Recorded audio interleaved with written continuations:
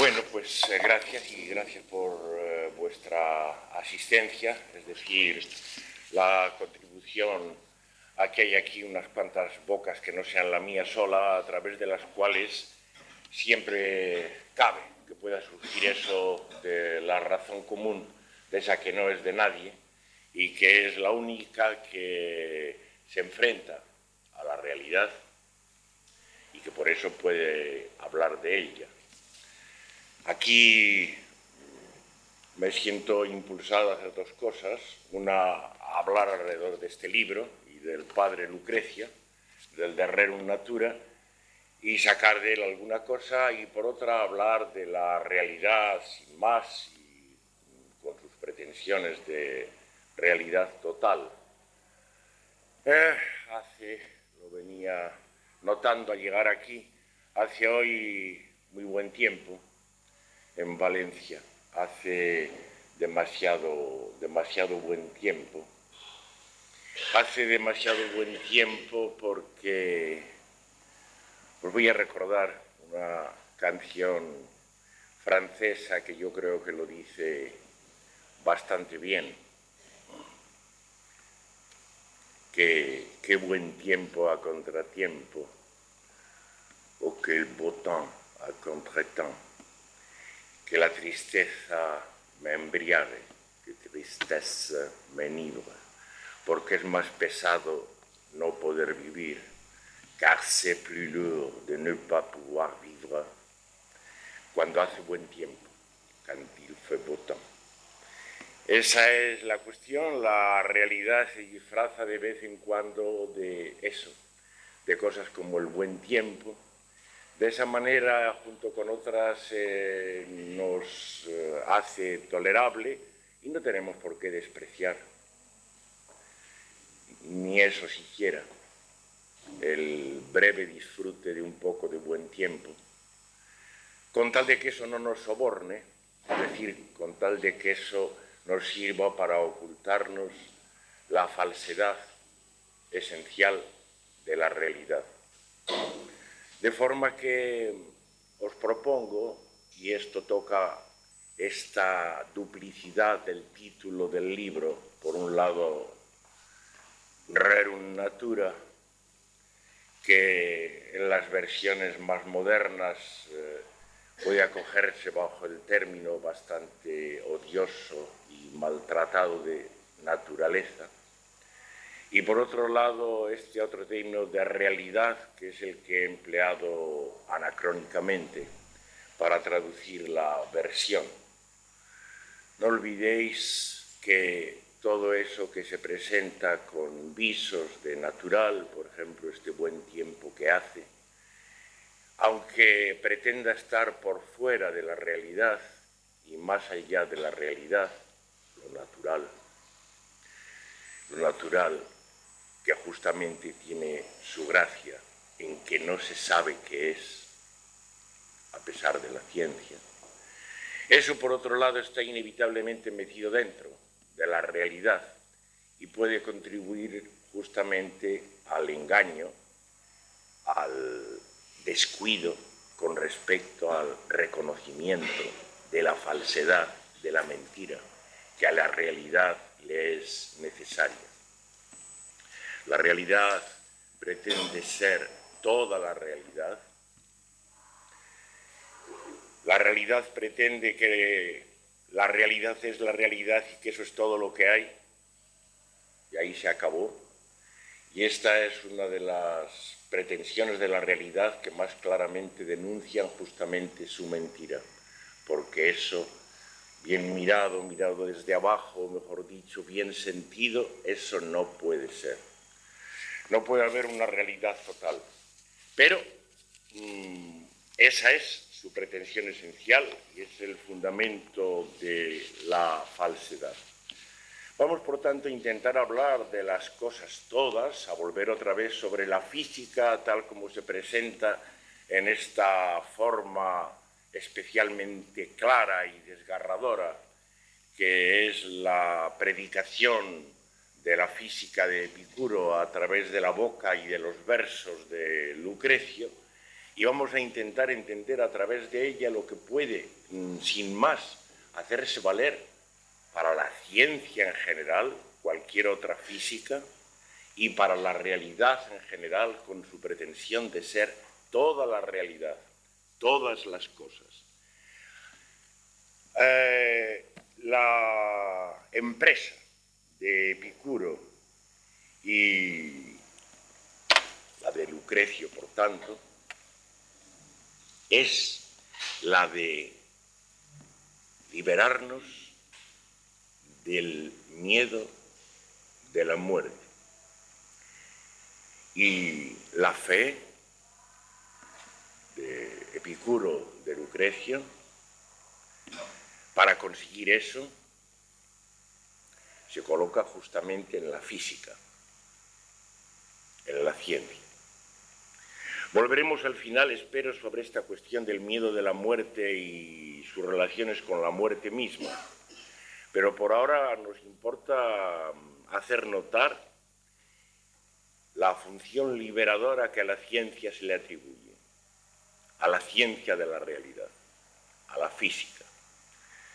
Esta nos va a liberar de la religión. Se siente que la religión, cualquier religión, al cultivar el miedo de la muerte y al asentarse sobre él, al mismo tiempo lo refuerza y lo mantiene. Y desde luego, como en otras partes del libro se hace notar, todos los males, todos los crímenes y todas las miserias de los hombres tienen su raíz en eso del miedo de la muerte. De forma que, en ese sentido, al acabar con la religión, en cierto modo, se acaba con el miedo de la muerte y, en cierto modo, por tanto, se acaba con la muerte. Antes de explicarlo un poco más, prefiero leer ya uno de los trozos del libro donde justamente se dice esto, en la introducción. Se presenta esta función de la física centrada en la cabeza de Epicuro, que viene a derrocar a la religión, al monstruo de la religión, precisamente al aportar un conocimiento de las leyes naturales, de lo que puede ser y lo que no puede ser. Él lo dice así, os doy primero mi versión y después volvemos, como mucho más gozoso que es, al texto latino. Cuando a los ojos hundida en vileza la vida humana yacía por tierra del peso de la religión abrumada, la cual de allá de los cielos la gran cabeza asomaba, colgando en horrenda visión sobre los mortales su carga, fue un hombre griego el primero que se atrevió cara a cara los ojos mortales a alzar y a hincar ante ella la planta, que a él ni rumores de dioses o rayos, ni con amenazas del cielo el rugido arredró, sino tanto más denodada virtud le aguijó en el ánimo a que las prietas cerrajas que puso a sus puertas natura el primero quebraran el ara. Así que su vívido aliento venció y allá vía larga fuera avanzó de las llameantes del mundo murallas, y el todo inmenso lo fue recorriendo en mente y en alma, de donde de vuelta nos trae la ley de qué puede que nazca, qué es lo que no, cada cosa en fin, potestad limitada, por qué razón tiene en sí y en lo hondo hincada su valla, con que la religión a su vez, a los pies derribada, se ve patear, con el cielo su triunfo aquí nos iguala.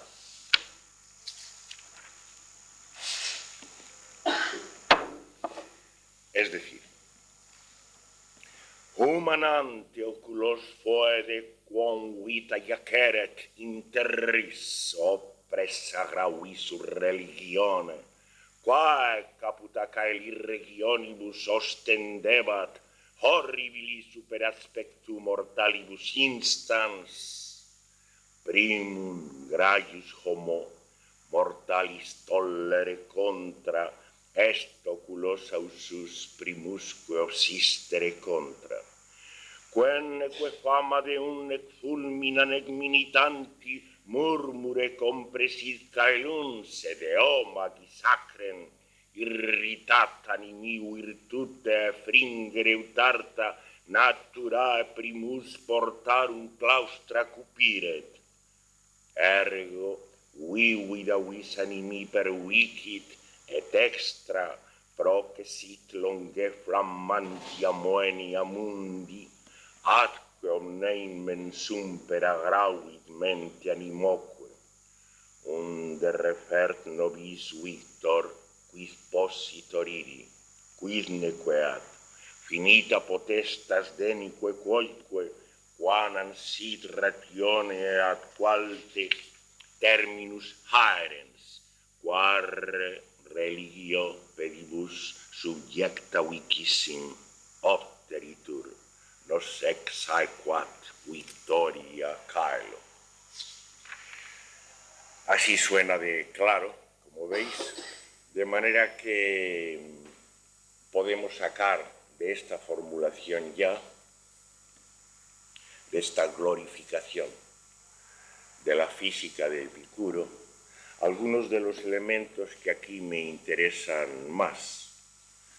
Como veis, a Epicuro se le atribuye la hazaña de haber salido hasta más allá de las murallas del cielo y haber traído desde allá esas leyes físicas que nos van a liberar del imperio del monstruo de la religión, de todas las creencias. No se deja, sin embargo, de emplear también la palabra que me interesa, todo. Recorrió el todo inmenso, la inmensidad entera. Esta es la pretensión que volveremos a aparecer una y otra vez. Por un lado, se piensa que hay un todo, que por tanto, en virtud de ello, la ciencia puede dar cuenta de ese todo, que la realidad tiene una condición de totalidad, y esto, sin embargo, se quiere hacer compatible con la evidencia de que siempre hay más, la evidencia de la infinitud, del sinfín, lo que está siempre más allá de las llameantes murallas del mundo. Esto no es ninguna propiedad de Epicuro y de esta física. Esto es una necesidad y un pecado necesario para cualquier física, para cualquier ciencia.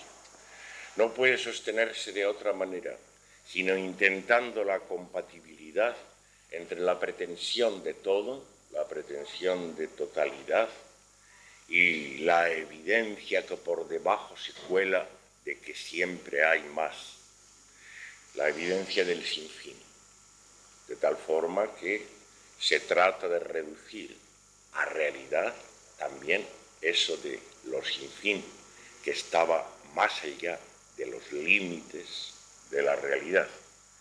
Paradójicamente, es de ahí, de esta empresa de encerrar lo sinfín dentro de la totalidad, de donde se sacan las leyes de la ciencia, de donde la física saca sus leyes y de esa manera asegurándonos para siempre de qué es lo que se puede y qué es lo que no se puede, asegurándonos de estos límites, pretende librarnos del monstruo de la religión que colgaba desde las nubes, haciendo desgraciada y temerosa la vida humana. Bueno, ya comprendéis por la manera de hablar que yo no puedo menos de denunciar esta pretensión, más o menos compasivamente, esta pretensión de la física de Epicuro como representante de toda física. Al mismo tiempo, por ejemplo, me dedicaba a hacer este librote, es decir, una edición crítica muy innovadora del texto latino y la versión rítmica y todas esas cosas, lo cual quiere decir que algo hay aquí también que por otro lado me mueve.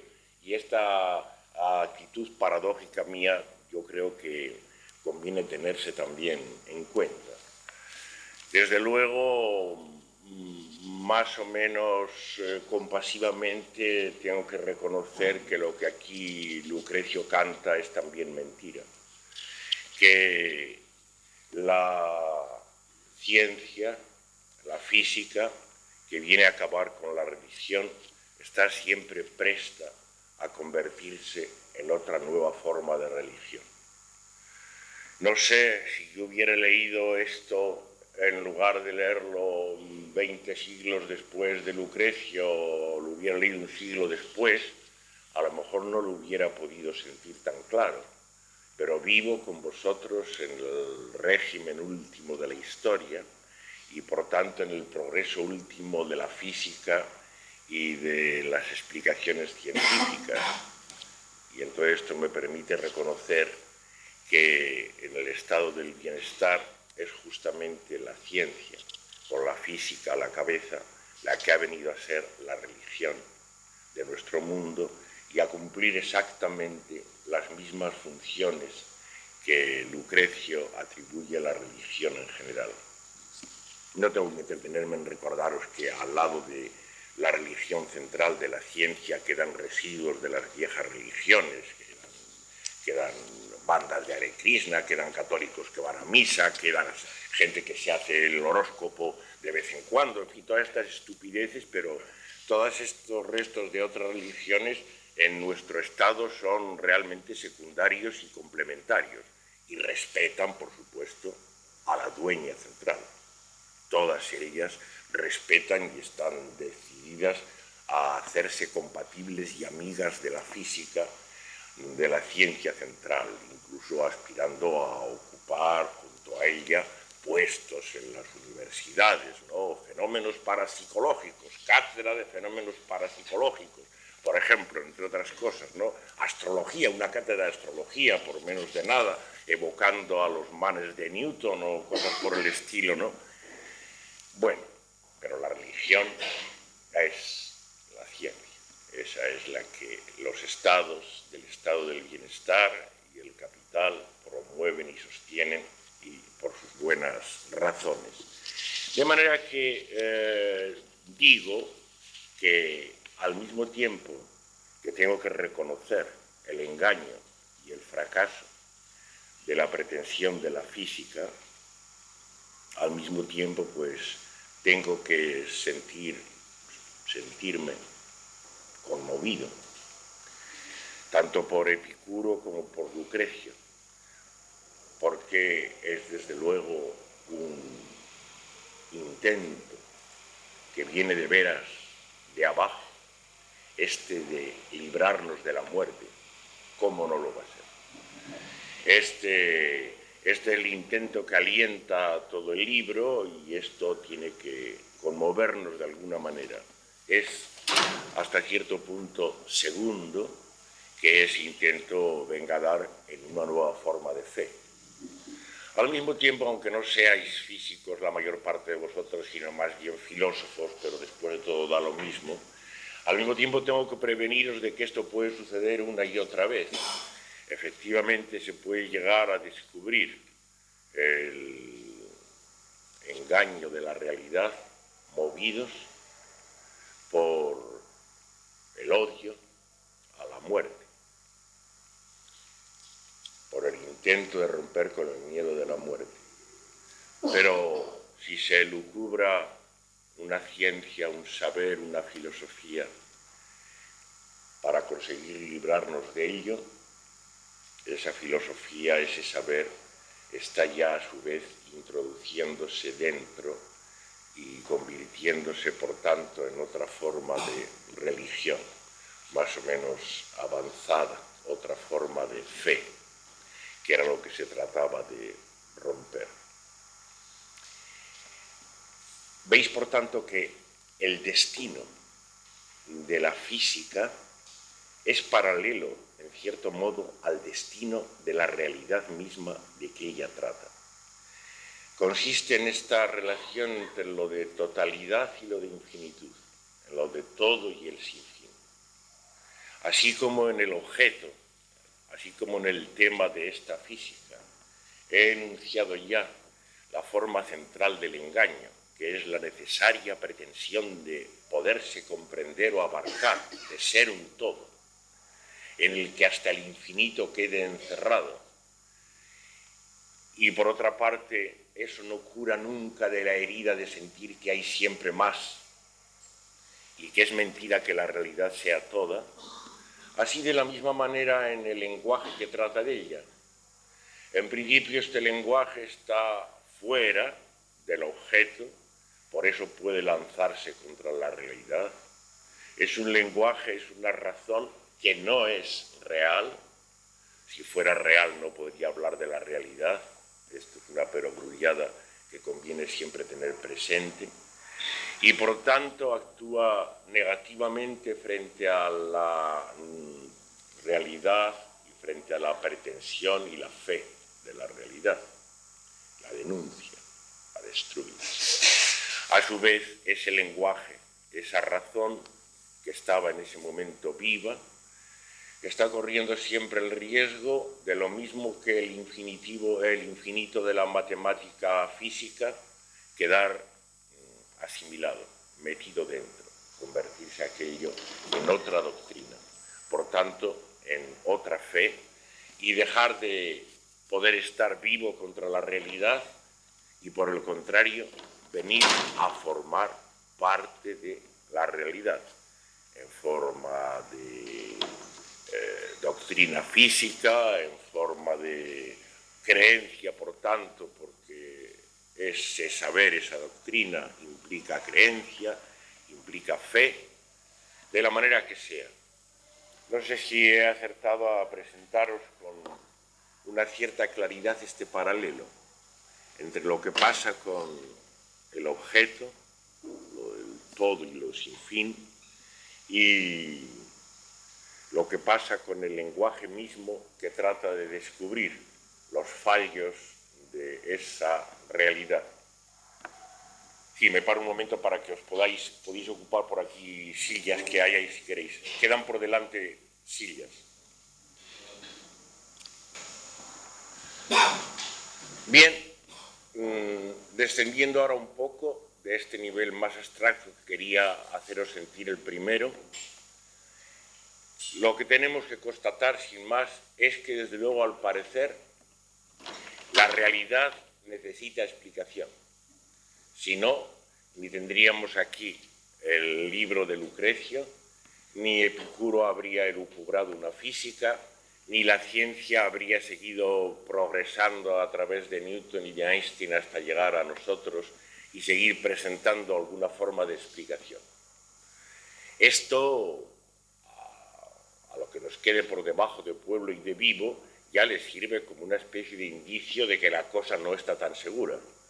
Porque si la realidad estuviera tan segura, ¿qué diablos de falta le haría una explicación?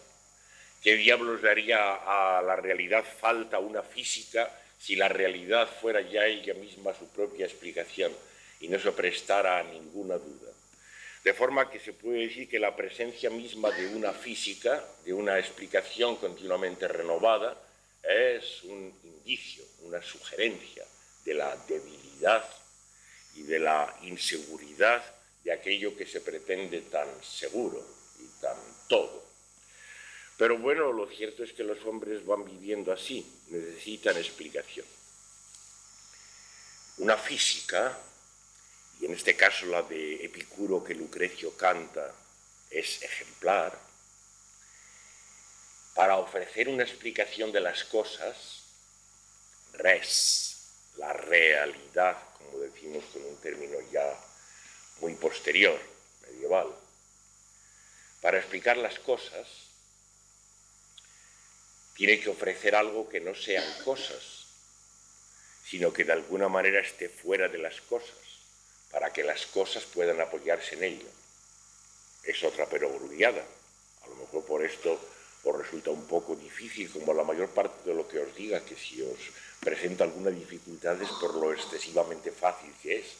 Pero hay que contar con esta dificultad.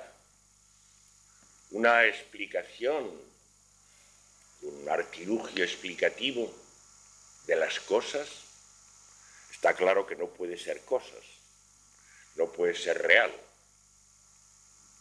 Tiene que estar de alguna manera fuera de las cosas, por debajo de las cosas, para que las cosas, la realidad, se apoye en ello y encuentre en ello su explicación, su fundamento.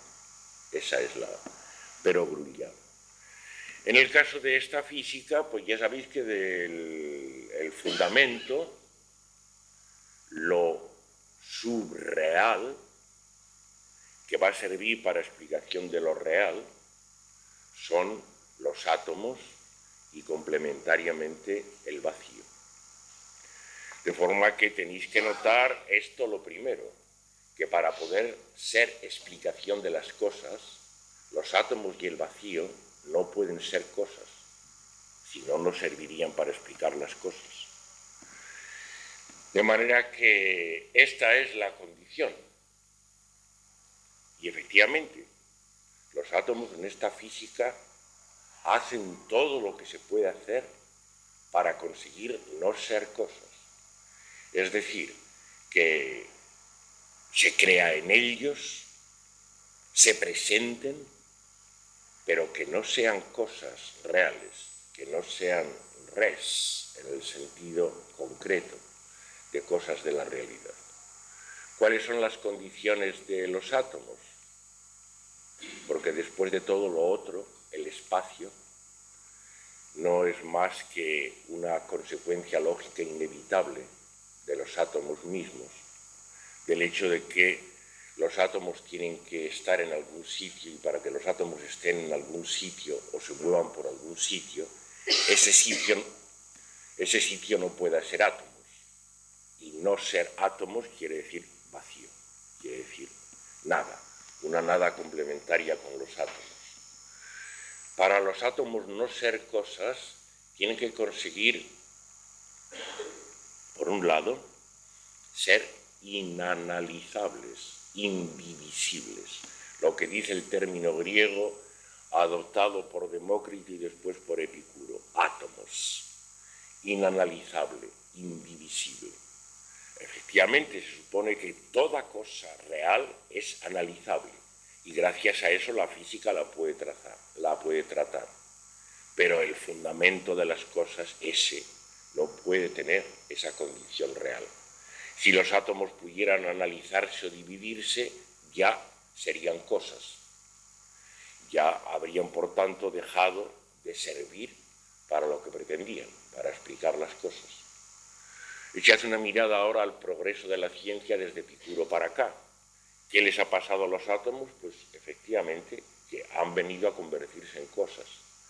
Y como entonces a la física han dejado de servirles para la función explicativa, pues han tenido que desarrollar pues cosas subatómicas, como sabéis, dejar que la noción de partícula elemental vaya a buscar otros sitios un poco más allá y por debajo de los átomos, dicho de otra manera, que la noción de átomo, de inanalizable, tenga que buscarse en otro sitio, pero es la misma. El fundamento no puede menos de tener esta pretensión, ser inanalizable, ser, en cierto sentido, inexplicable, para que a su vez pueda entonces explicar las cosas y servir para el análisis explicativo de las cosas. Es también un poco demasiado claro. Con la indivisibilidad va ligada la invisibilidad. Los indivisibles son al mismo tiempo los invisibles. Efectivamente, si un átomo pudiera verse, sería una cosa inmediatamente y no serviría para explicar las cosas. Pasa lo mismo que con la indivisibilidad. La fe es una fe en las cosas porque es, como una y otra vez conmovedoramente proclama Lucrecio, una fe en los sentidos, en esa cosa que la ciencia llama los sentidos. Y de una manera directa los sentidos dan testimonio de las cosas reales, no de los átomos. Los átomos entonces vienen a explicar, sostener, fundamentar esa sensación que tenemos de las cosas reales, por lo cual ellos no pueden ser objeto de sensación. A ellos no se les puede ver. No se les puede ver, son necesariamente invisibles. Y esto va con lo de la indivisibilidad. Echad otra vez una mirada rápida al progreso de la física y ves que el proceso ha sido exactamente el mismo. Los átomos de la física han acabado por hacerse visibles. Si no con los ojos, pues da igual. Con lentes, con microscopios electrónicos y con cualesquiera otras formas de visión de lluvias atómicas de las cuales se puede inmediatamente deducir también el individuo atómico. Al hacerse visibles han dejado, aunque esto nunca el científico lo pueda sentir, pero nosotros aquí sí, han dejado de servir para aquello para lo que habían nacido. Han dejado de servir y efectivamente han tenido que intentar, como cosas ya visibles, explicarse a su vez por medio de otro fundamento que ya esté, al menos en principio, fuera de la realidad. De tal forma que ya las relaciones entre masa y energía y los entes paradójicos como los fotones y demás vengan a sostener de una manera más sutil y esta entidad del átomo que ya se había hecho demasiado real. Se había hecho demasiado real para servir para nada. En parte también lo que no voy a entrar, gracias a que la ciencia nunca es solo la ciencia ya en lo alto, sino que es la ciencia vulgarizada. La ciencia que viene a formar parte de las ideas corrientes impuestas a la gente, entre las cuales, por tanto, pues ya hace mucho tiempo que el átomo corre de tal manera que efectivamente parece una cosa, parece como si fuera nuestro vecino y como si los tuviéramos por ahí. Con lo cual, evidentemente, ha perdido su virtud explicativa. No voy a contaros toda la física de Epicuro. El hecho de que no haya de verdad por debajo de la realidad más que átomos y espacio o vacío implica que los átomos nunca pueden concebirse parados. Esto se vuelve una contradicción, porque átomo quiere decir presencia física, en algún sentido peso, una noción en la que conviene que confundamos lo que después la física ha tenido que distinguir como masa frente a peso. Vamos a confundirlo bajo una noción de peso. Son presencia física, son peso, y el vacío no es nada, el vacío es la falta de resistencia. De manera que dadas esas condiciones, y dado que los átomos están en el vacío, pues no pueden estar. Están condenados no solo a moverse, sino a moverse a una velocidad que, no lo dice así explícitamente Lucrecio, pero sí Epicuro, en la carta a Heródoto, es anhyperbleton, es una velocidad insuperable, un límite de la velocidad. Esa es la condición. Y entonces he aquí que los átomos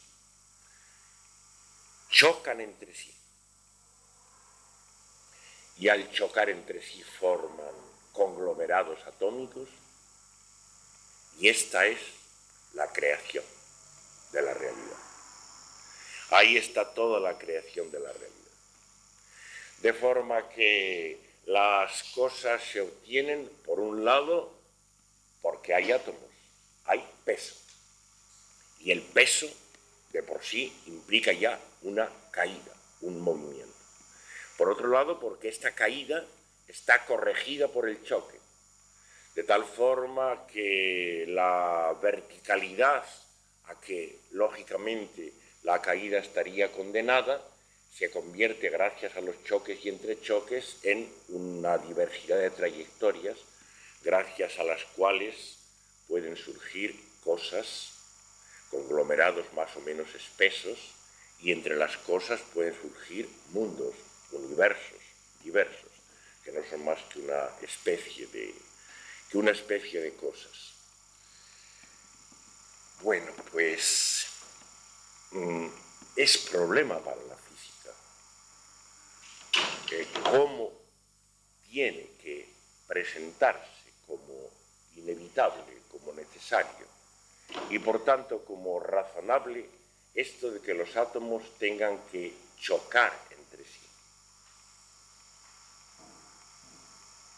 Es un problema que curiosamente no encontramos en los pocos restos de los escritos de Epicuro, pero sí de una manera especialmente lúcida, formulado en el libro segundo del De Rerum Natura, del cual ahora procedo a leeros el trozo correspondiente de la misma manera. Primero mi versión, después el texto latino. Una vez más te va a tocar.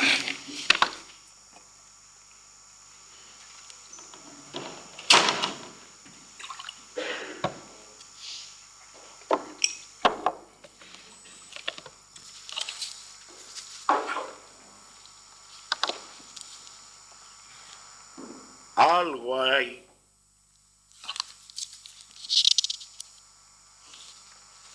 perdón.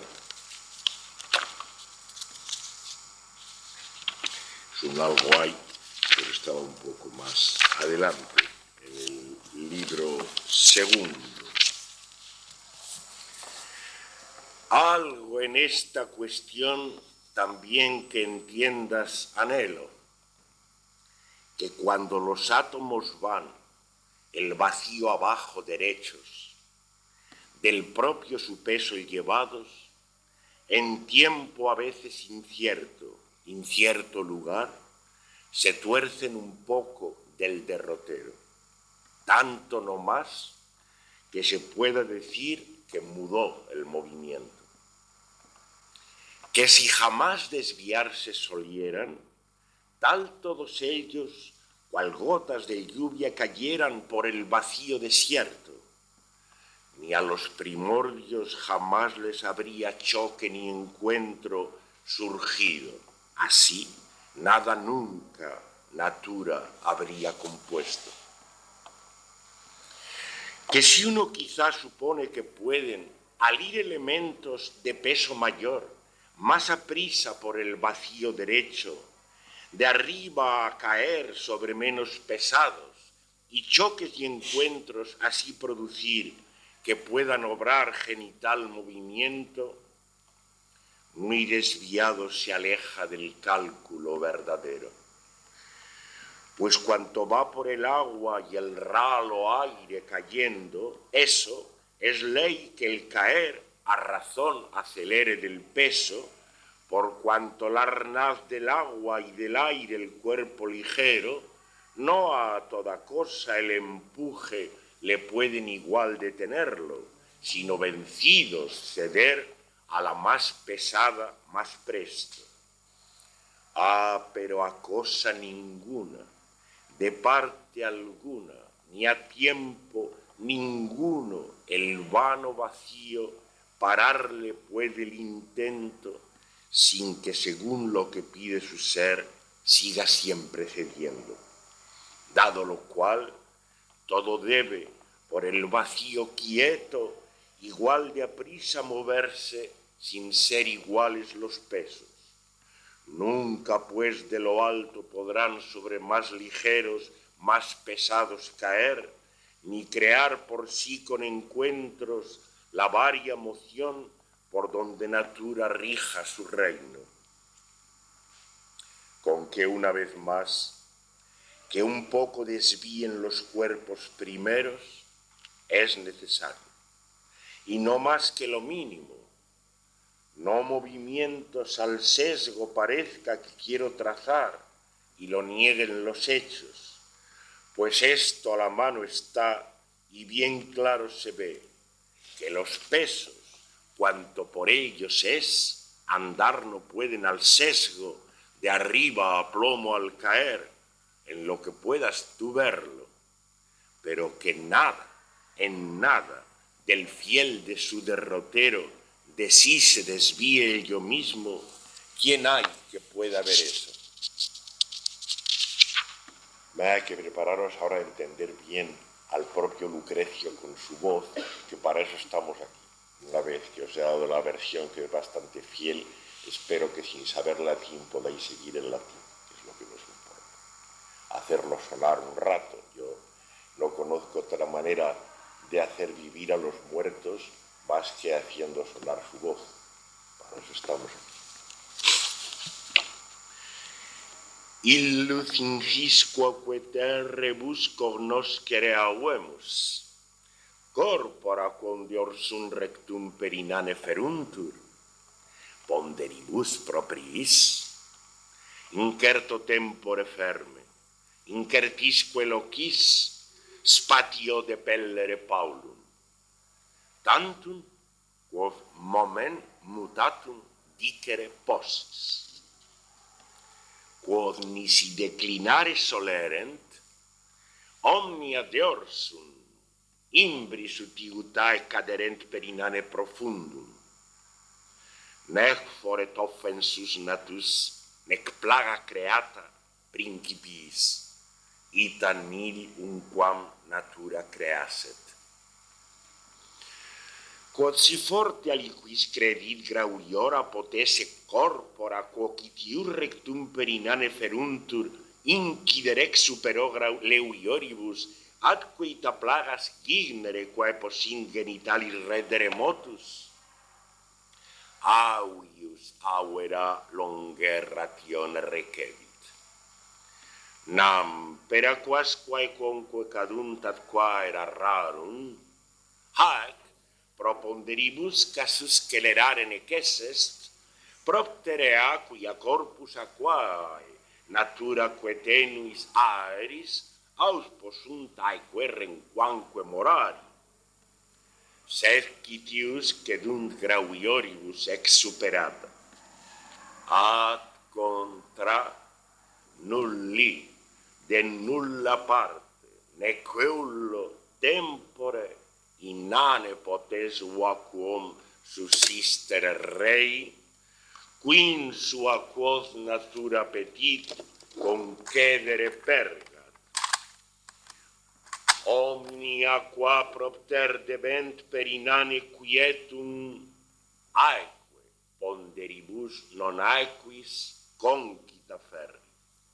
Hauditur poterunt leuioribus incidere unquam ex supero grauiora, nequictus gignere perse, qui varient motus per quos natura gerat res. Quare etiatque tiam Paulu inclinare neces est corpora, nec plus quam minimum, ne fingere motus obliquos videamur, et id res vera refutet. Nanquam impromptu manifestum quesse videmus, pondera quanto ineist non posse obliqua meare, ex supero quum praecipitant, quod cernere possis, sed nihil omni no regione viae declinare, quis est qui possit cernere sese. Estos son los elementos que quería que recogiéramos. Se ve que la ley del peso, que es la intrínseca y fundamental del átomo, dada la absoluta falta de resistencia que es el vacío, no podría explicar el choque. Cuando en el pasaje siguiente, que ya no os leo, Esto que pasa con los átomos se traslada a lo que los modernos decimos los yoes, a las personas y hasta los animales individuales. Entonces se ve que efectivamente el razonamiento se reproduce a sí mismo, porque no basta para explicar la supuesta libertad de los movimientos de animales o de personas, eso de que uno se pueda mover en cualquier momento cuando quiera. No basta para explicar eso ni la ley de la propia persona, aquí diríamos su peso atómico, que le movería siempre de una manera fatal, en una obediencia perpetua a su voluntad, ni el choque con las otras voluntades, que le obligaría a los cambios de trayectoria, como cuando a uno le pegan un empujón, cuando va por la calle. No basta con eso, sino que para que se pueda incierto, en momento incierto. No sé si os dais cuenta de que la física, la ciencia, que pretende explicar todo por leyes ciertas, aquí reconoce como una de sus leyes ciertas la incertidumbre. Y esto evidentemente es una cosa que de maneras más sutiles vuelve a reflorecer en las físicas más desarrolladas de comienzo de siglo, donde efectivamente con Heisenberg y los demás el principio de incertidumbre tiene que introducirse también entre los átomos. No voy a decir que de la misma manera, de una manera más sutil y progresada que en esta física de Epicuro, en incierto lugar, en tiempo incierto. Es decir, de una manera que nos daría lo mismo decir azarosa que caprichosa, porque da igual. Lo que querría decir es que es una manera no determinada, ni por el peso ni por el choque, no determinada, sino que da lugar a esa libertad de los átomos, esa imprevisibilidad de los átomos en su caída, que luego ha de servir para explicar la supuesta libertad de los átomos de las poblaciones, de las personas, sobre las que volveremos ahora.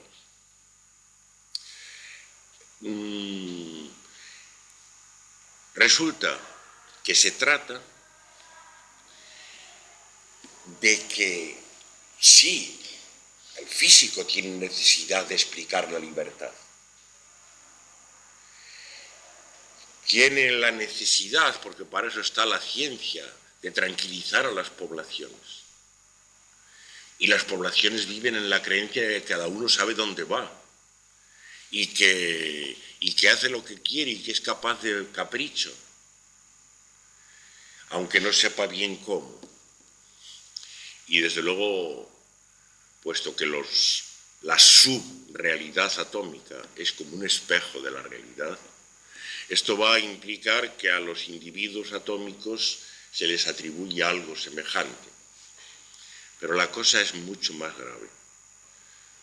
Y de esto tal vez el propio Lucrecio no es consciente.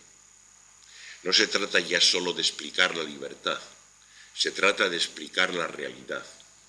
Y eso él es lo que aquí directamente hace en el pasaje que os he leído. Si no hubiera desviación imprevista, no habría choques. Natura nunca habría creado nada en su lenguaje. Es decir, no habría realidad. Para Lucrecio es una evidencia que hay que mantener, la evidencia de que hay una realidad, de que la realidad es la realidad, las cosas son las cosas. Entonces resulta que no ya la libertad, sino esto mismo, la realidad, tiene que explicarse mediante la desviación caprichosa o incierta en la caída. Si no, no hay realidad. Os hago parar mientes en lo curioso que es que lo mismo que sirve para justificar las pretensiones de libertad de los individuos es lo mismo que sirve para explicar la realidad misma. Cosa que aquí, en algo de lo que os he dicho y en más de lo que os voy a decir, va a quedar contradicho de la manera más clara. Es tramposo pensar que lo que explica la realidad pueda explicar la libertad. Si a la libertad se la deja libre, evidentemente esta libertad a la que se la deja libre, y por tanto, la que no se sabe lo que es, ni cabe ninguna doctrina acerca de ella, esa se vuelve contra la realidad. Lo que está intentando hacer a través de mi boca en este momento, con uso ocasional de los versos de Lucrecio, volverse contra la realidad. No es que yo presuma de estar seguro de que soy libre para hablar así, sino que me reservo el derecho de pensar que no es tan seguro que sea esclavo, y ya es mucho. De forma que en la medida en que a lo mejor se me escapa algo libre, algo no condicionado por mi propia condición personal o atómica, en esa medida, naturalmente, no se me ocurre ponerme a justificar la realidad como un físico, sino bien al revés. Trato aquí entre vosotros de hacer notar la mentira constitutiva de esa realidad. La palabra átomo, la palabra griega átomos, el indivisible, Lucrecio no la traduce de esa manera negativa. Lucrecio llama a los átomos siempre de maneras positivas. Los llama primordia, principia, rerum corpora, corpora prima, cuerpos primeros. La traducción latina, más o menos por sus tiempos, estaba ya hecha. Es individuos. Nuestra palabra, nuestro latinismo divulgado, individuos. Y Cicerón, su contemporáneo más o menos, la emplea frecuentemente. Pero entre los antiguos, la palabra individuos no se usó más que para esto, para traducir de otra manera distinta que Lucrecio, átomos, es decir, para los átomos de la física. Eso es lo único que en toda la antigüedad significa individuo, átomos de una teoría física. No he podido estudiar, aunque he animado a algunos de vez en cuando para hacer la tesis acerca de ello, pero se ve que no he tenido suerte. No he podido averiguar en qué momento y de qué manera precisa se pega el cambiazo. Es decir, de qué manera entre los padres cristianos o en los arranques de la Edad Media, la palabra, en lugar de aplicarse a la física, se aplica a la sociedad, a las poblaciones, y viene a tomar el uso con que nosotros la usamos, individuo, como elemento mínimo de una población. Porque esa es la cosa. Ya veis que cuando ahora pasamos a hacer el paralelo entre física y sociología, por así decir, lo que corresponde a cosa de la realidad es conjunto de población. Y por tanto lo que corresponde a elemento mínimo del conjunto átomo es el individuo. Lo que nosotros llamamos el individuo, o la persona individual, o el individuo personal, o el yo, con esta sustantivación mortífera del índice yo, que empleamos ya desde hace tiempo. De forma que es muy importante que también, echando una ojeada al destino de vuestros estudios, de nuestros saberes y de las dudas que a pesar de todo siguen reviviendo por debajo de ellos, paréis mientes en este paralelo entre los átomos de la física y los átomos de las poblaciones. Y esto tal vez os ayuda a entender un poco mejor lo que antes decíamos respecto a la necesidad de la desviación caprichosa, tanto para los átomos en sí mismos, para explicar sus choques y por tanto la creación, la realidad, como para los individuos de las poblaciones, los átomos individuales, que tienen que creerse que cada uno es el que es y, por tanto, que está no solo atenido a una voluntad que ciegamente le mueve desde el centro, desde el ánimos, ni solamente a los impulsos, a los empujones de los demás, sino que también goza de un principio de desviación imprevista, de un principio de incertidumbre, en el cual se quiere asentar el último fundamento de la libertad. Hay una parte en esto contra la cual yo nunca puedo decir nada. Es la parte que contrapone a la voluntad con la libertad. Esto es bien cierto. Se supone que la voluntad de un yo, la voluntad del yo, le movería en línea recta, verticalmente, ciegamente, y que por tanto la libertad no puede proceder nunca del yo, ni puede ser cosa de la voluntad, sino que tiene que contraponerse a ello. Tiene que ser justamente una desviación imprevista, caprichosa, azarosa, como queráis decir. Bueno, es el momento en que ya como último tema de la mañana, antes de que pasemos a un poco de discusión, nos planteemos un rato la cuestión de la relación entre el lenguaje y aquello de lo que el lenguaje habla, es decir, la realidad. El lenguaje quiere decir, en este caso, el que está tratando de hablar por mi boca, quiere decir el que estáis oyendo en su forma latina de vez en cuando a través de los versos de Lucrecio, quiere decir el lenguaje cualquiera y aquello que todas las lenguas de Babel puedan tener de común, como lenguaje común. Este está claro que no es real, porque esta es la perogrullada que en este momento salta de la relación que antes os presenté entre los átomos y la realidad, a este otro plano en que se trata del lenguaje y aquello de que el lenguaje trata. Si el lenguaje formara parte de la realidad, no podría hablar de la realidad. Solo habla de la realidad algo que está fuera de la realidad. De manera que no os entretengáis y confundáis pensando que del lenguaje también se habla, efectivamente, del lenguaje también se habla, yo mismo lo estoy haciendo ahora, y al hablar de él se le está metiendo en la realidad, es decir, se le está haciendo ser lo que no es. Lo que no es cuando es él el que está hablando.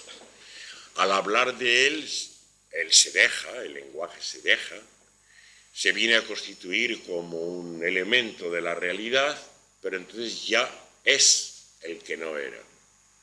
Porque cuando estaba hablando de la realidad, él no era realidad. No podía menos de estar de alguna manera fuera de la realidad.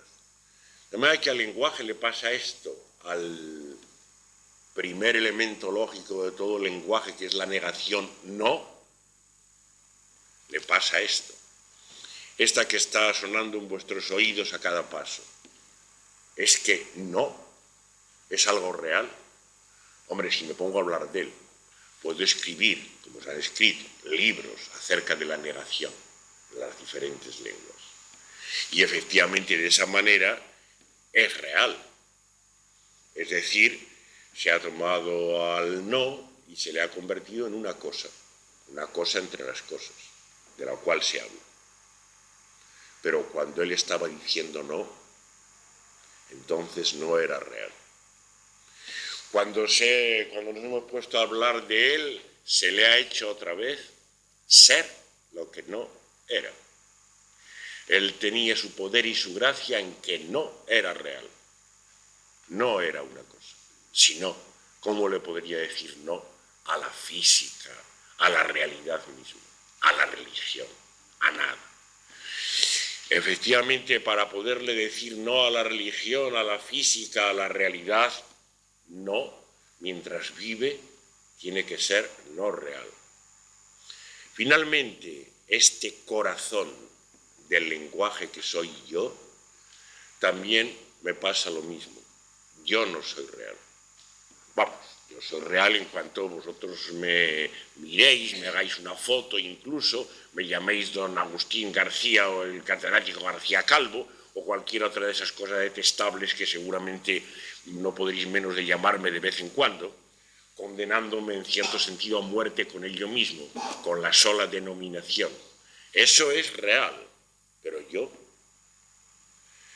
que eres tú y que es cualquiera que se ponga a hablar en este momento, ese no es real. La doctrina de Epicuro y Lucrecio sobre el alma, en la que no puedo entrar ya hoy, está sobre todo en el libro tercero,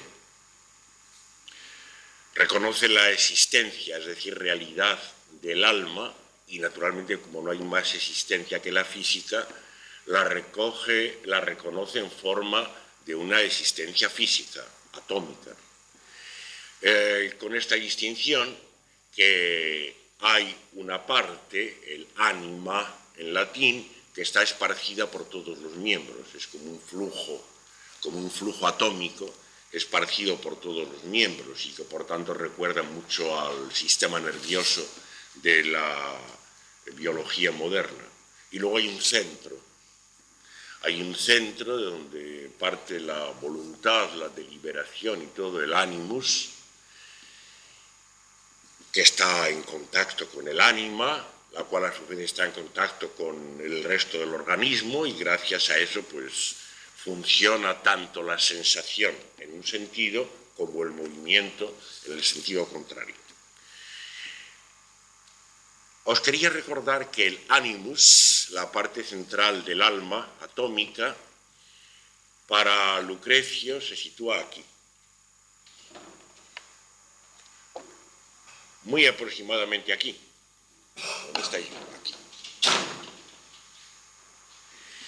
Entonces, cuando uno trata de darle a estas cosas una interpretación realista, dice, bueno, si será el corazón, si será el hígado, si será cualquier cosa así. Algunos un poco, yo creo, yo mismo en otros tiempos, acercándonos más bien a algo más verdadero, al decir aquí, nos damos cuenta que no es ni el hígado ni el corazón, que es el diafragma. Es el diafragma y el diafragma es el motor primero de la fonación. Por tanto, es un sitio muy bien dispuesto para que se reconozca en él la raíz del lenguaje.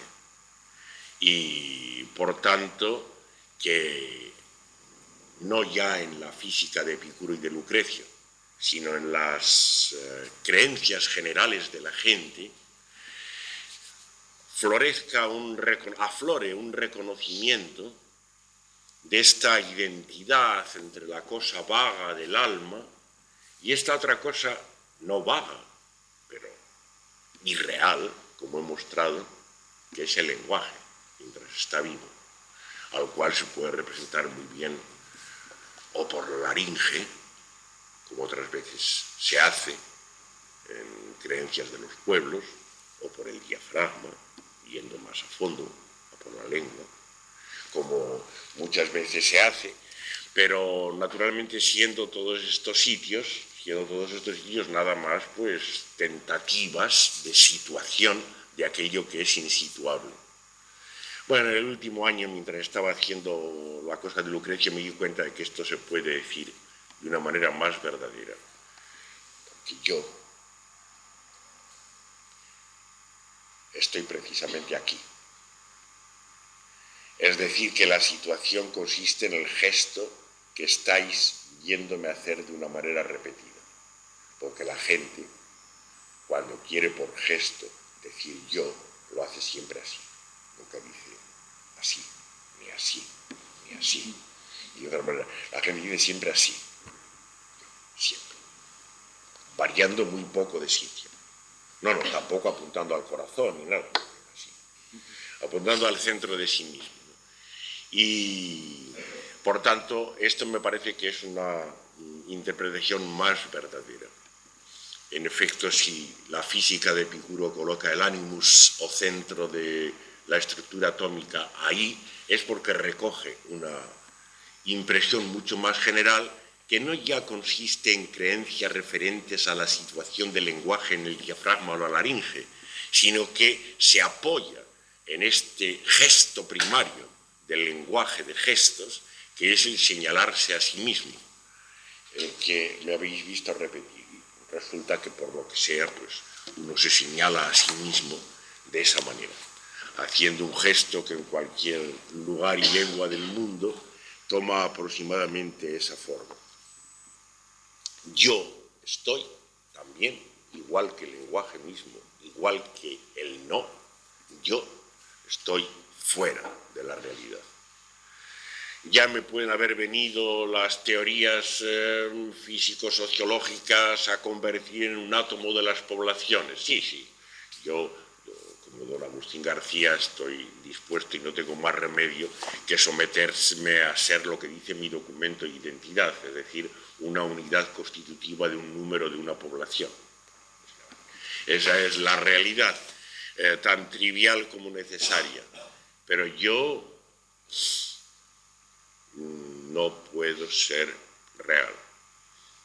Yo no soy real. Como yo iba a ser real si yo soy al mismo tiempo cualquiera de vosotros en cuanto abra esa boca, y ya solo con el hecho de estarme oyendo y de convertirse en un tú, porque la relación recíproca entre tú y yo es inevitable. ¿Cómo puedo ser así y estar, por tanto, a cada momento, en cualquier sitio y por todas partes, y luego pretender ser real? Eso no es real. Los sitios a donde los elementos deícticos apuntan no son sitios de la realidad, porque precisamente están en cualquier sitio y andan de acá para allá. De forma que, tan evidente como es que estoy aquí y que os estoy hablando, tan evidente es que no soy real en la medida en que os estoy hablando y que no me pongo o os ponéis a hablar de mí. Real inmediatamente, pero entonces ya no soy yo. Entonces ya es fulano de tal. Ya he dejado de ser yo. Ha pasado de ser yo quien sea. Es curioso que, bueno, curioso, pero muy explicable, que ni la física de Epicuro y Lucrecio ni las siguientes puedan de verdad plantearse la cuestión de la relación entre el lenguaje no real y aquello de lo que se habla, que para mí es la descripción de la realidad. Realidad es aquello, todo aquello y solo aquello de lo que se habla, de alguna manera. No se lo plantean, porque para plantearlo la física de Epicuro y Lucrecio o cualquier otra tendría que reconocerse a sí misma como un caso de lenguaje. Y eso es lo último que se le ocurre pensar a un físico, lo mismo que es lo último que se le ocurre pensar a un poeta, es que eso de la poesía es un caso de lenguaje. No se les pasa por las mientes. Dirán cualquier cosa más o menos sublime acerca de la poesía o de la física, pero empezar diciendo la física es un caso de lenguaje formalizado en forma matemática, la poesía es un caso de lenguaje tal y cual. Ni se les ocurre. Es decir, lo más evidente es justamente lo que pasa más desapercibido. De manera que es normal que esto no entre en el tema. En el caso de la física de Epicuro, presentada, cantada por Lucrecio, esto es más notable todavía porque Lucrecio, y esto no aparece en los restos de Epicuro, sino en el poema, Lucrecio tenía una sensación muy clara de algo que a él se le presenta como una especie de paralelo entre la realidad y el lenguaje. Más concretamente, entre las cosas y los átomos que las componen y explican, por un lado, y las palabras, con los fonemas que las componen y sostienen, por el otro. Esto os lo voy a hacer evidente con uno de los fragmentos, este del libro segundo,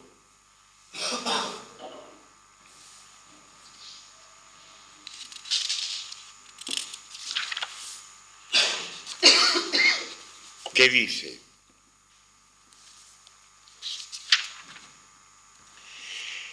que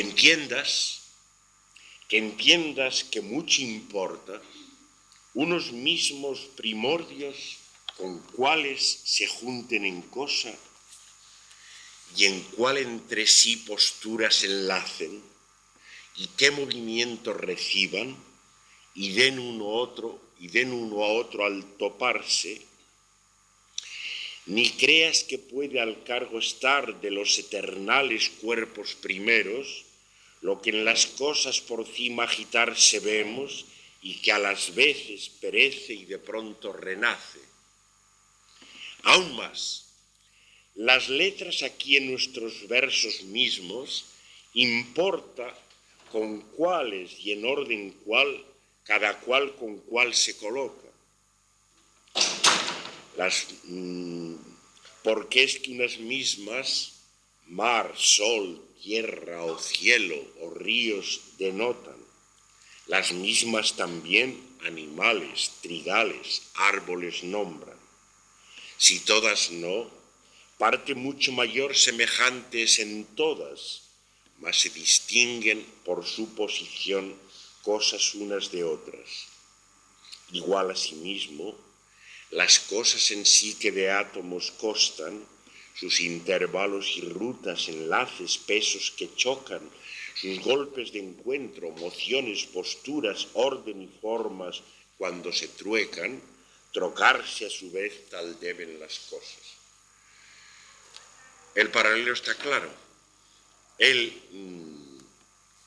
ha percibido en eso que no es real, que está por debajo de su conciencia, que es la gramática de su lengua, ha percibido lo que es la constitución de las palabras, tal como apenas de Trubesco y para acá en este siglo vamos viéndolo con cierta claridad, a partir de elementos abstractos, los fonemas, a los que naturalmente él tiene que llamar unas veces elementos, otras veces por su representación escrita, letras, pero aludiendo efectivamente a estos nuestros fonemas, entes abstractos, y ve que las palabras se constituyen, por un lado, por un número limitado de letras, es decir, de fonemas, y luego por las leyes de combinación de unas con otras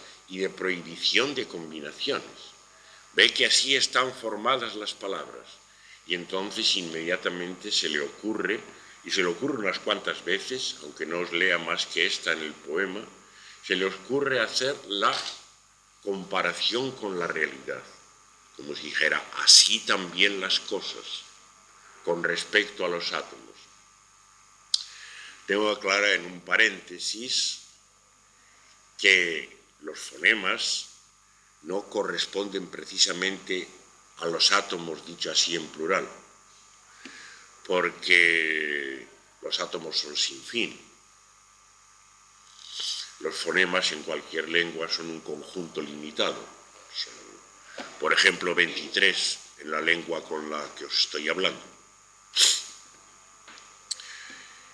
De forma que a lo que sí corresponden las letras o fonemas es a las clases de átomos, porque la física de Epicuro, no hemos tenido tiempo de verlo hoy, tiene que reconocer que siendo los átomos innumerables, sin número, están sin embargo clasificados, pese a su infinitud. Están clasificados y en un número de clases finito, en un número determinado. Esto parece claramente inspirado por la situación de los fonemas. Efectivamente, los ruidos con que pronunciemos un mismo fonema infinidad de veces, pues son sin fin. Incluso los rasgos con que los escribamos si usamos las letras son sin fin. Pero los entes abstractos constituyen un número cerrado respecto al cual rigen las reglas de orden. De manera que veis que esta aclaración mía respecto al paralelo es evidente. Lo que corresponde en la intención de Lucrecia, aunque no la haga explícita, lo que corresponde a los fonemas no son los átomos, sino las clases de átomos, las clases abstractas. Y sin duda uno puede sospechar, si se pone ya en plan genético, que la constitución de esta física, con sus átomos sin fin clasificados y demás, está directamente inspirada por lo que pasa con los fonemas del lenguaje, donde nos encontramos con esta misma infinitud de los usos sin fin de los fonemas, que sin embargo se hace compatible con un número cerrado, determinado, de entes abstractos, de átomos, entre los cuales rigen reglas determinadas que son las que nos permiten constituir las palabras, que muchas veces, como la nota aquí, son diferentes, no porque no tengan de los mismos átomos, sino porque los tienen ordenados de otra manera y chocando de otra manera, como pasa con las palabras, cuando dos de entre ellas constan en gran parte de los mismos fonemas, pero ordenados de otro modo. Esto es lo que dice en latín, es la última vez que vais a oír a Lucrecia, esta mañana, en este trozo.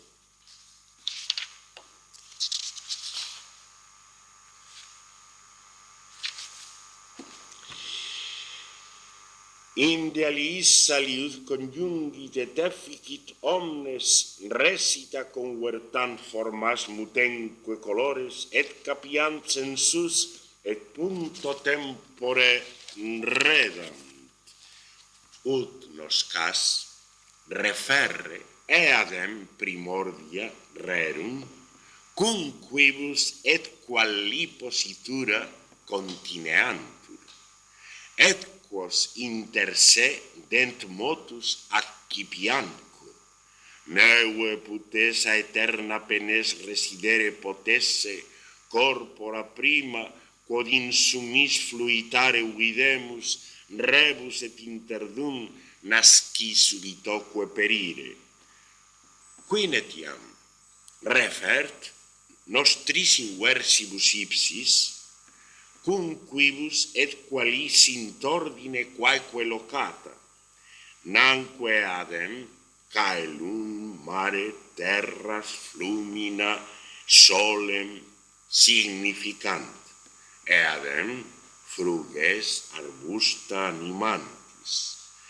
Si non omnia sunt ad multo maxima pars est consimilis, verum positura discrepitantes, sic ipsis in rebus item iam materiae intervala viae connexus pondera plagae concursus motus ordo positura figurae quam permutantur mutari res quoque debent.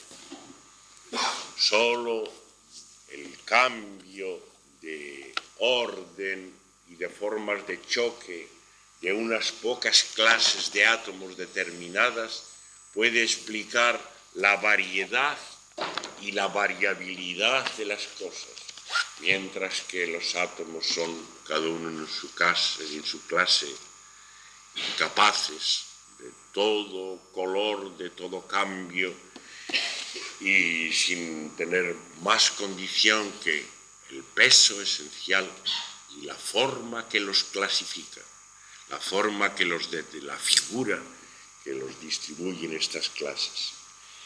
Bueno, voy a terminar volviendo sobre el principio, saltando de esta cuestión del lenguaje otra vez a la cuestión del miedo de la muerte y de la muerte misma. Aquello que la física de Epicuro y de Lucrecio surgía para vencer, como oísteis en el primer pasaje. Efectivamente, hay un miedo. Mejor dicho, hay dos miedos.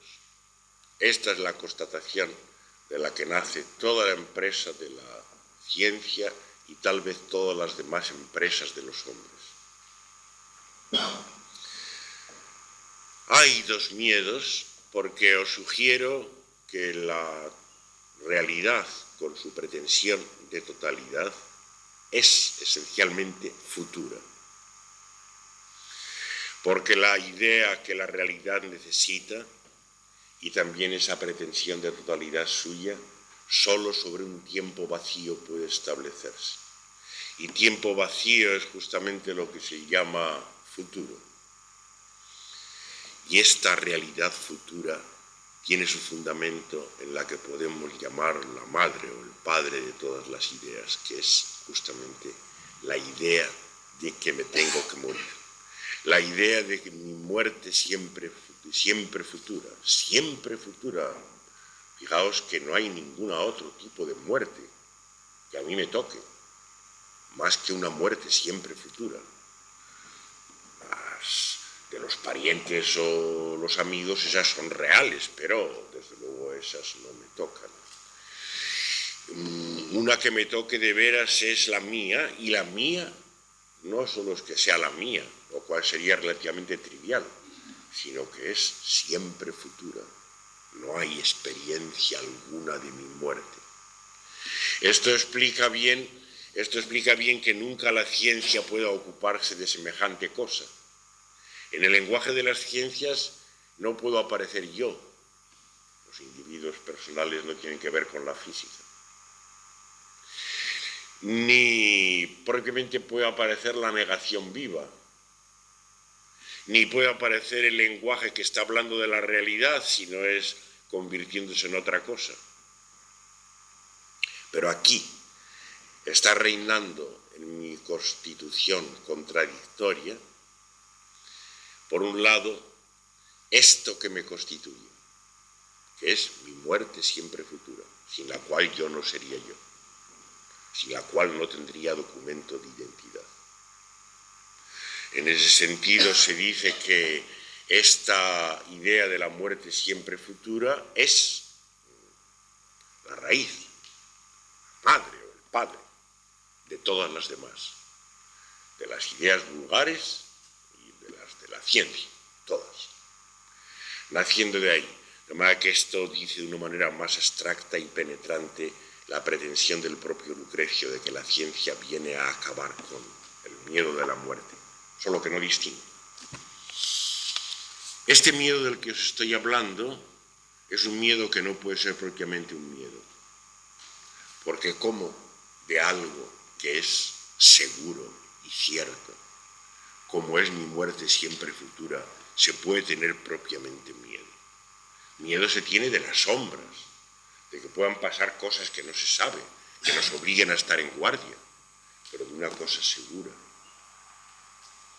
La idea de las ideas de pequeños, no sé si a vosotros se nos ocurría entretenernos unos con otros con las rayas de las manos y de los pies, y nos decíamos muerte, y luego cogíamos el pie así, que era una S, segura, muerte segura, ¿no?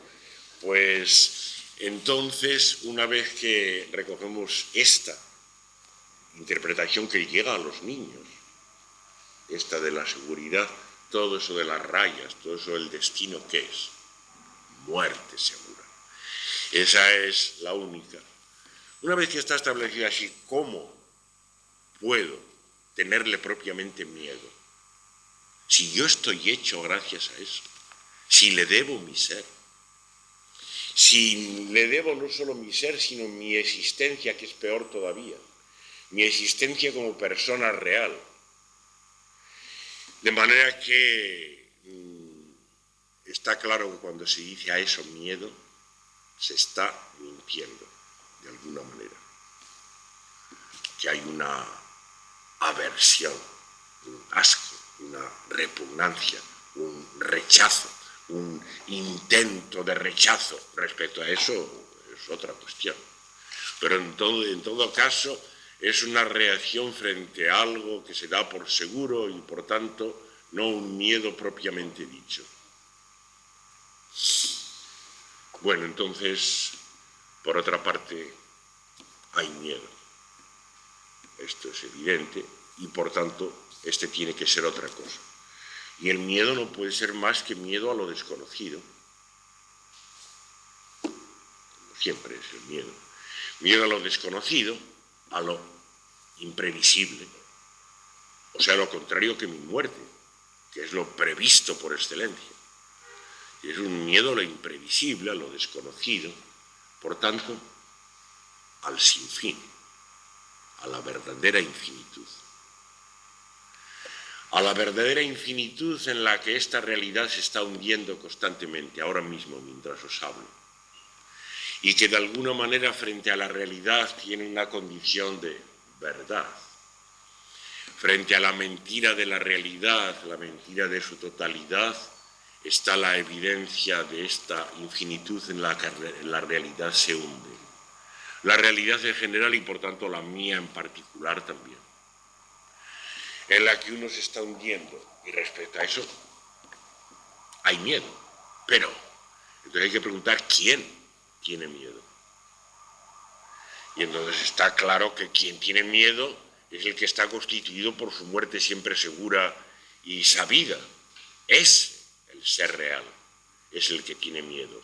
En este caso, por ejemplo, yo no, desde luego, don Agustín García sí.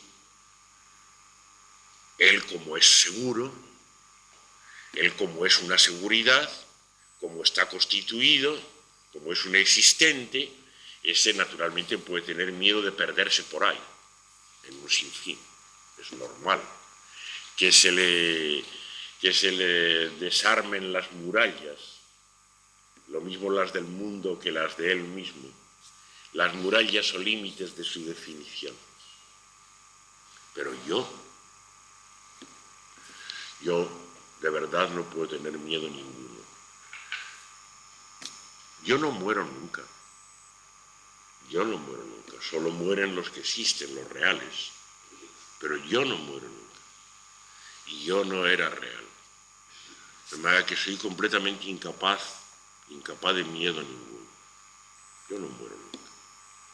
Es decir, no solo es que siempre haya por ahí alguien que sea yo, lo cual es evidente, mientras haya gente que hable, sino que aunque os esforcéis en imaginar extrauniversos en los que no hubiera gente que hable, sería igual, siempre alguien o algo está hablando y contraponiéndose a la realidad. De manera que, en ese sentido, yo no muero nunca y me es ajeno un miedo propiamente dicho. Que me rebele contra la condena, que denuncie la falsedad de la muerte siempre futura y de la realidad, eso es otra cosa. Eso es otra cosa. Eso no se hace en virtud de miedo, sino aquellas otras actitudes que antes he planteado como aversión, odio, repulsa, que después de todo pueden llamarse también amor a la verdad contra la realidad. Repulsa al reconocimiento de una realidad que se considera mentirosa en nombre de algo que, en virtud de algo que viene de más abajo y que tiene la gracia y el poder de no ser real. Esto que estoy diciendo para mí desde esta mesa es lo que estoy diciendo para cada uno de vosotros en vuestros pupitres respectivos, y esta es la condición absolutamente contradictoria en que uno se constituye. Cuando se dice uno, se está mintiendo. No hay tal uno. Porque uno, por un lado, es uno, sí, en cuanto real. en cuanto a un átomo de la sociedad, pero por otro lado, eso no es todo lo que hay. Siempre hay algo que no es uno y que le está estropeando a uno su seguridad personal. Siempre está entrando en contradicción y en guerra consigo mismo. Esta es la situación de cualquiera. Y naturalmente la empresa de combatir la muerte tiene que intentar aclararse. Si se trata de combatir a lo desconocido, bueno, entonces hacemos ciencia. Reconstituimos la realidad. Por tanto, volvemos a someter todo a la condición de la muerte. Realizamos una labor mortífera, como es la de todo saber. Acosados por el miedo a lo desconocido. En cambio, si se trata de combatir a lo sabido, a lo conocido, a la realidad, a la muerte siempre futura, ese, por supuesto, está haciendo todo lo contrario y, por tanto, quien lo hace tiene que ser todo lo contrario. Ese no puede ser ningún ente real, ni vulgo, ni filósofo, ni nada. No puede ser ningún ente real, tengo que ser simplemente yo. Cualquiera en la medida en que yo sigo saliéndome de la realidad y tengo, de paso, toda la fuerza y toda la gracia que para esa labor pueda tener, gracias a estar fuera de la realidad. En cuanto me deje meter dentro, se acabó toda la fuerza y toda la gracia.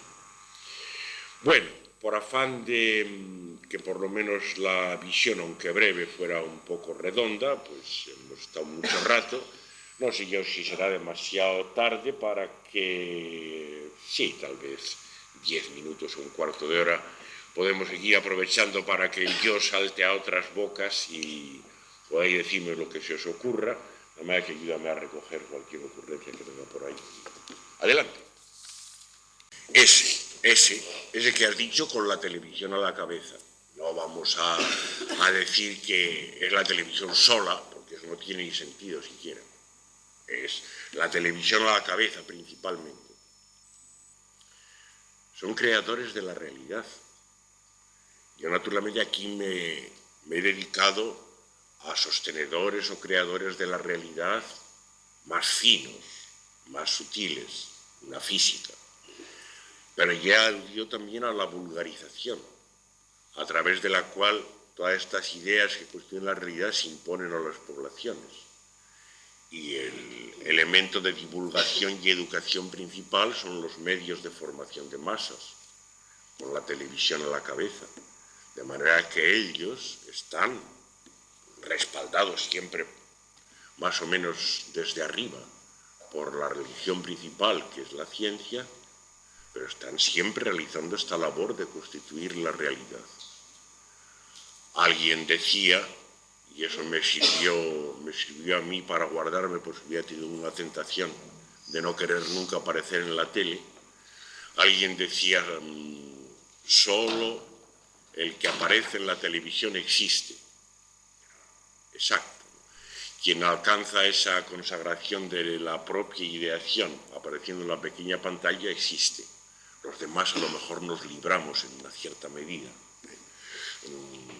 mediante trucos, escurriendo el bulto, como dice la gente, a lo mejor nos libramos de la existencia, pero desde luego si estás en la pequeña pantalla no hay gente libre, vamos, entonces existes como Dios, ya no hay manera de que escurras el bulto, ¿no? Y naturalmente lo que se dice de individuos se dice de colectivos como la ETA, lo mismo, es una cosa harto evidente, ¿no? Vamos, que serían ni la IRA, ni la ETA, ni ninguna de los grupos de cabezas rapadas de los que la televisión se alimenta, si no contaran con ese medio de existencia. Nada. Eso no era un artículo, era una carta que les mandé cuando la ejecución anunciada de aquel hombre en el mes de julio, les mandé a los directores de periódico, a 13, una carta al director haciendo las cuentas entre la banda terrorista que ellos llaman y la televisión, mostrando cómo la una sostiene a la otra.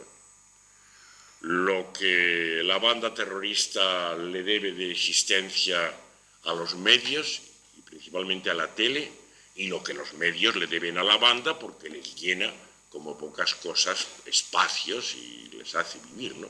De forma que de ninguna manera pueden ser enemigos y por ahí lo que hay es una colaboración y las cuentas son sumamente claras y las cuentas se hacen, el negocio se hace a costa de la gente que no está interesada ni en la banda ni en la televisión, vamos, no está por lo menos interesada en cuanto que tenga acciones en la televisión, lo cual pues nada, entre otras cosas pues esto dolía un poco, se le hace salir en manifestaciones con lacitos azules, levantando las manos, no se sabe a dónde, porque la protesta ni se puede dirigir a la banda porque esos no pueden, tienen obligación de no oír, ni a las autoridades que están también muy compungidas, ni a ningún sitio, ¿no? Que es una reclamación al cielo para entretener al personal, ¿no? Como suele suceder siempre, ¿no? Me parece que fueron 6 de los 13 los diarios que publicaron esta carta, que se la mandé antes de que mataran al hombre, en los días en que habían anunciado la muerte y todavía no lo habían matado. Creo que fueron 6.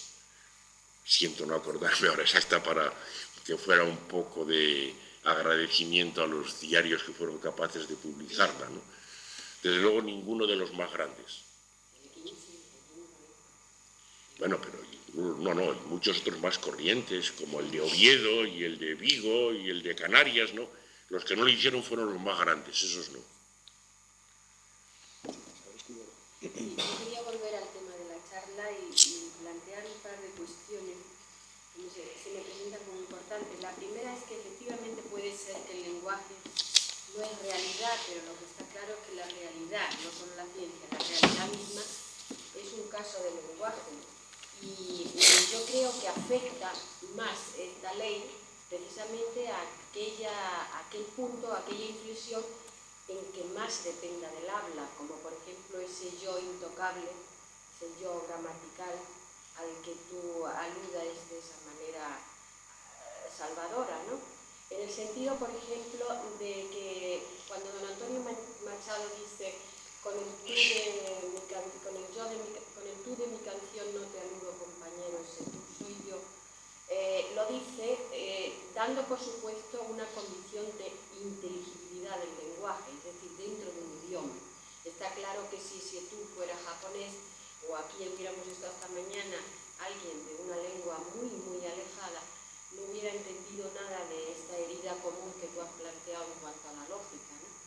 Entonces me presenta que para que haya una condición de intercambiabilidad neutra entre yo y tú, o entre los yoes como yoes comunes, no hay más remedio que hacer esa operación babélica, que es la operación de la gramática al idioma, que no deja de ser un caso de realidad, además es más sangriento, que origina fronteras, nacionalidades, estados, etc.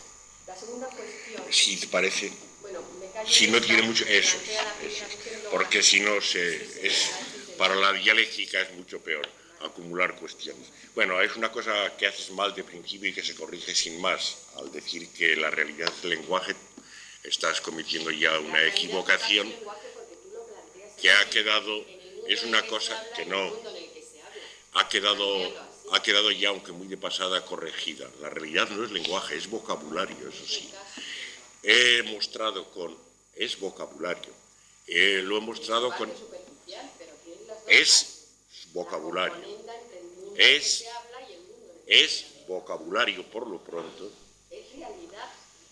La realidad es el conjunto de los vocablos significativos de un idioma, y eso no es más que una parte del lenguaje, la más superficial. Por favor, que todo lo que has dicho está fundado en esa confusión. De manera que conviene que quede claro. En el pasaje de Lucrecio que os he leído, en el último, esto aparece de una manera muy clara. Él lo que compara con las cosas de la realidad son las palabras, y cita 8 o 9 en latín, mar, el sol, el cielo, tal. Es decir, palabras con significado, no podía hacerlo de otra manera. Y son de estas de las que, ahondando en su paralelo, dice que están constituidas por elementos o letras. De manera que eso efectivamente no es solo un paralelo, es más que un paralelo. La realidad está constituida por el vocabulario semántico, que es una parte de la lengua, del lenguaje, y además la más superficial. Corolario. La realidad es idiomática, depende de cada idioma. Cada tribu tiene su realidad. Esto es una constatación trivial en la que ni siquiera me he parado. No hay una realidad común. No hay una realidad común. Porque no hay un vocabulario común entre las lenguas de Babel. Esto quede bien claro. Por debajo del vocabulario y de la realidad está todo aquello de lo que he dicho que no es realidad, porque precisamente está en marcha contra la realidad. Está hablando contra ella, cosa que no podría hacer si estuviera incluida dentro. Claro, a ti se te ocurre, de una manera bastante comprensiva, que también en japonés yo y tú se dicen de otra manera. Eso, sí, que sí, de otra manera. Sino que para que haya condición de inteligibilidad del lenguaje, es necesario que haya unas convenciones idiomáticas para que ese japonés pueda... Hija mía, es lo mismo dicho, más complicado. Que yo y tú en japonés se dicen de otras maneras. Esto es una cosa que nunca podéis identificar con el hecho de la diversidad de los vocabularios. Porque si bien efectivamente los índices que se empleen para señalarme a mí que estoy hablando, a ti a quien hablo, sean en las diferentes lenguas, tengan una construcción fonémica distinta, en cambio, a diferencia del vocabulario, podéis siempre estar seguros, donde quiera que caigáis, que están ahí. Y si hace falta el lenguaje universal, hacéis así. Y el japonés te entiende igual que el esquimal. De forma que eso, lo que importa es separar esto de una manera radical de lo que pasa con el vocabulario semántico. De forma que esta diversidad ocasional a que las lenguas de Babel efectivamente nos condenan es de un orden enteramente distinto cuando se trata de mí y de ti, que cuando se trata de... Bueno, por otra parte, lo que has traído en Antonio Machado no es más que una confirmación: yo es tú es yo. Es una cosa que ya he dicho, puesto que yo está en cualquier sitio y la cosa marcha así. Y aquí no hay ninguna salvación de ningún tipo, no hay ninguna salvación de ningún tipo, sino que hay un reconocimiento de la realidad y de cómo esa realidad es falsa. Quién se salva no se sabe, porque si no va a resultar que el que se salva es el yo. No te quiero decir nada. Volvemos otra vez a caer en las mismas. El yo no se salva. Yo estoy libre de la muerte. No tengo que andarme salvando. Pero con esa condición de que no sea real, de que no sea existente, de que no salga en la televisión, cosas por el estilo. Para terminar esta primera función, te diría que el gesto que incluso puede hacer un mono de llevarse la mano al pecho para cuando apunte a un deístico o algo así, o si no, un prehistórico todavía ni siquiera en comienzos del lenguaje, sería una sospecha de que el yo solo no puede trabajar con una entelequia. Déjame que termine. Tiene que estar apoyado en el nombre propio. Es decir, yo, cuando uno hace aquí, cuando uno se pone el dedo índice del diafragma, como tú dices, el yo, parece que está diciendo yo hablando de tal. Porque si fuera el yo fuera tan glorioso en el sentido de intocable, no necesitaría para nada apuntarse así. Sí. Eso es aquello a lo que has aludido, recordándome otras cosas del mundo en que se habla frente al mundo. Yo pertenezco al mundo en que se habla. El mundo en que se habla no es el mundo del que se habla. El mundo del que se habla es la realidad. Yo estoy, en cambio, en el mundo en el que se habla, y ese es un mundo del que no se habla. No es el mundo del que se habla. Y, por favor, no trates de introducir introducir nuevas domesticaciones de la cosa, porque en realidad... Vamos a ver si aprovechamos los pocos... deja que aprovechemos los pocos minutos que nos queden, a ver si hay alguna... Sí, después, mira a ver si hay alguna voz más.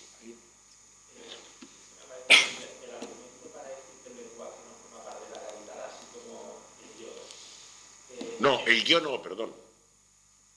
Di yo, no digas el yo. Así como yo, por ejemplo, no formo parte de la realidad. Exacto. El argumento es que yo puedo percibir la realidad, por lo tanto siempre habrá una parte que nunca podrá ser. Pero eso no podría entenderse simplemente como que hay una parte de la realidad que no se puede conocer a sí misma. O sea, yo me imagino como las capas de una cebolla y la última capa nunca, pero sigue siendo cebolla la última capa. Ya. Es decir, ¿por qué tiene que dejar de ser realidad? No podemos decir simplemente que es una parte de la realidad que no puede conocerse a sí misma. Bueno, has enunciado muy claramente una tentación que será de muchos. Es la tentación de salvar el término realidad. Es decir, de distinguir entre la realidad de la que se habla, que es falsa, y una realidad que está más allá, que es la última capa de tu cebolla, donde se habla de ella, pero que es real también, solo que es otra realidad. Es una realidad más verdadera. Esto es simplemente así. Es un intento de darle al término realidad un término que abarque lo no real. Es, después de todo, el mismo intento del que ya he hablado, cuando la física, con auxilio de la matemática, introduce la infinitud dentro de la realidad. Cuando aquello inefable, porque está hablando, se introduce dentro de la realidad, se está haciendo algo paralelo a como cuando se quiere que la infinitud, en que en verdad la realidad se hunde, quede también incorporada a la realidad. No hay por qué, vamos, hay un porqué muy claro, que es la defensa de la realidad, en la que también uno mismo consiste. Se entiende muy bien, pero estoy tratando de poner en contra de esa tentación. Nadie nos manda salvar a la realidad, ni a la mía tampoco. El yo convertido en un nombre propio o lo que sea, tiene todos los motivos para guardarse a sí mismo, pero yo no tengo ninguno. Yo no tengo ahí intereses de ningún tipo. Y por tanto no tengo por qué esforzarme en darle a la palabra realidad, que es de por sí una palabra culta, escolástica, darle sentidos más amplios que vayan abarcando cualquier cosa inefable que se enfrente a ella. No tengo motivo. Llamo realidad a lo que la gente llama realidad, a las cosas reales, esas de las que se tienen ideas. Esa es la realidad. Y esa es la que defino como aquello de lo que se habla. Reconozco después que si me pongo a hablar de aquello que está hablando, eso entra en la realidad, pero al mismo tiempo, por supuesto, recuerdo que mientras está hablando no puede estar dentro de la realidad.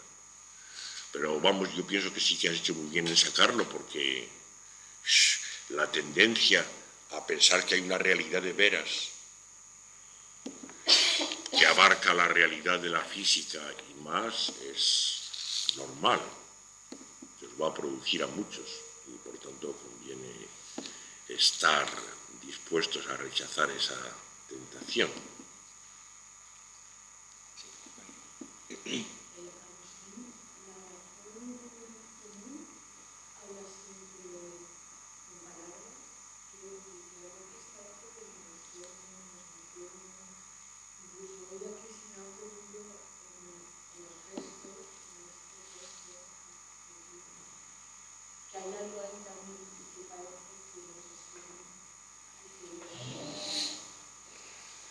Sí, la razón común, desde luego,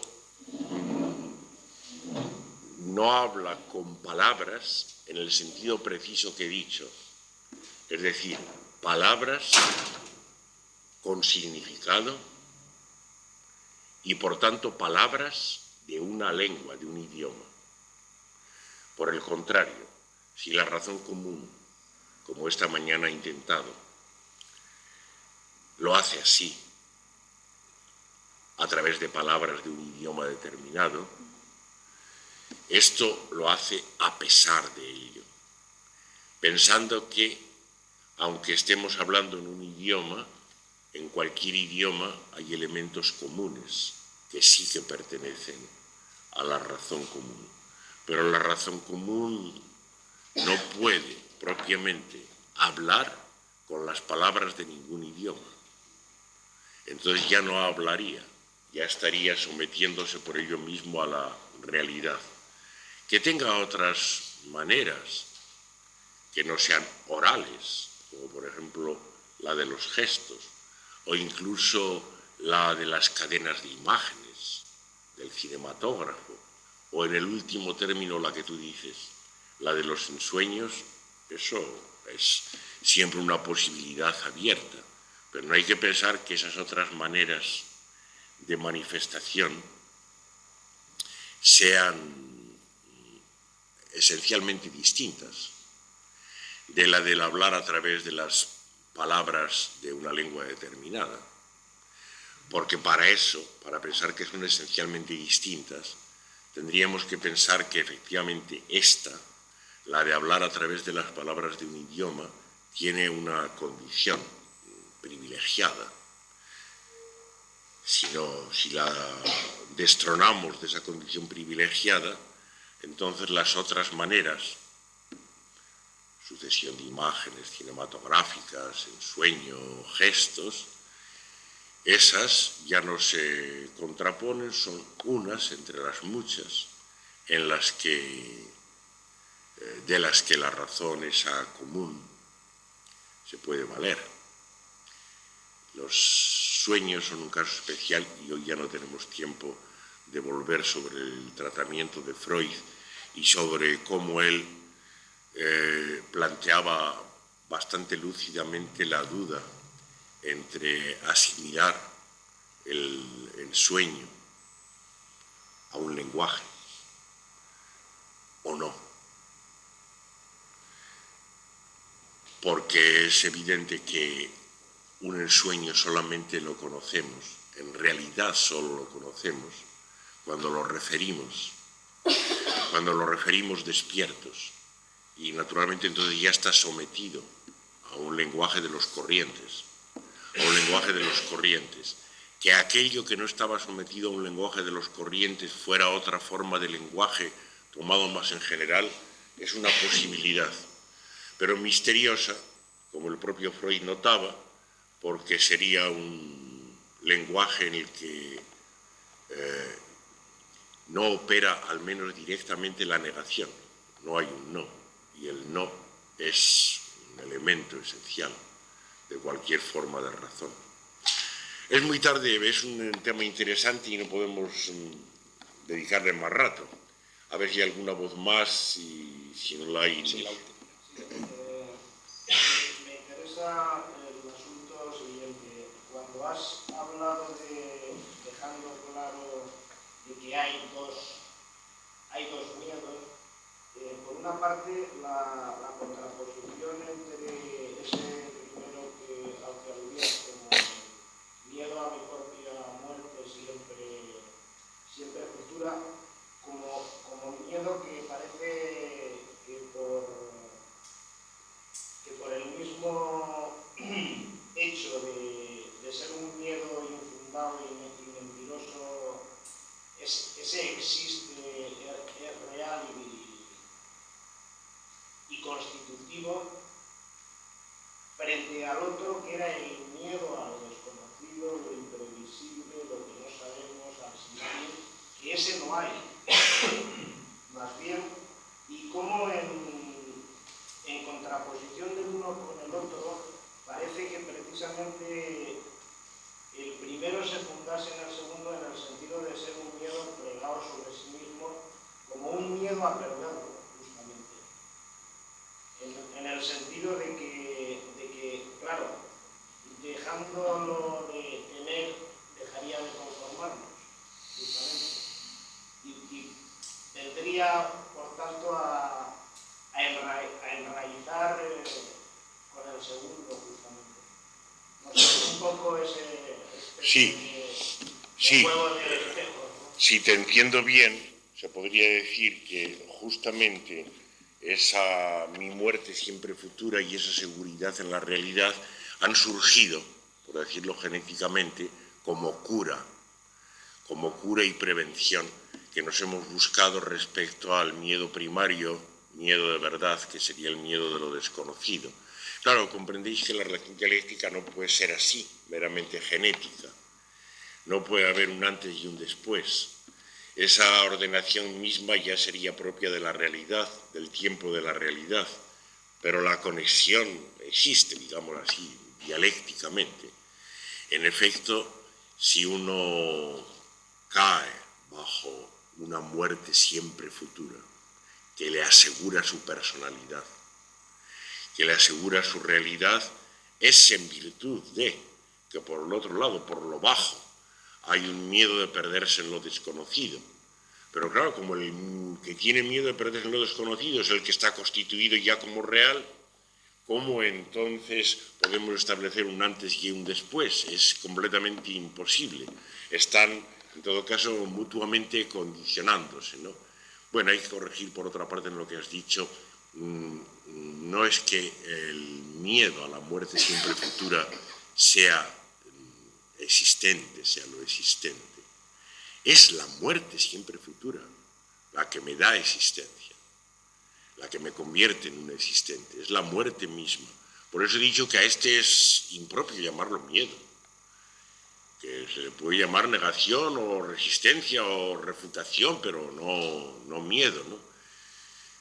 Claro, lo que sí que se puede decir es que si mi muerte siempre futura es el fundamento de la realidad, no hay por qué distinguir entre esa muerte siempre futura y el supuesto miedo de ella, que no es un miedo, sino que es un saber, una sumisión. Resultaría que la futuridad de la muerte se manifiesta en cada momento en forma de ese saber que llamamos impropiamente miedo, frente al cual después otro, el que anda por abajo, el no existente, se revela de mil maneras distintas, por precisar un poco los términos. ¿Sí? Bueno, parece que se ha hecho muy tarde, ¿no? Tened en cuenta que esta necesidad de irnos a comer no es ninguna necesidad que esté fuera de la realidad, es plenamente real, ¿eh? No creéis que es ninguna otra cosa, a lo mejor os creéis que tenéis apetito o cosas así. No tenéis apetito, lo que tenéis es un horario, como yo, ¿no? Y el horario es lo que es la realidad y lo otro no es más que el pretexto natural de la realidad. Bueno, pues seguiremos. Gracias a ti por estar aquí. Gracias.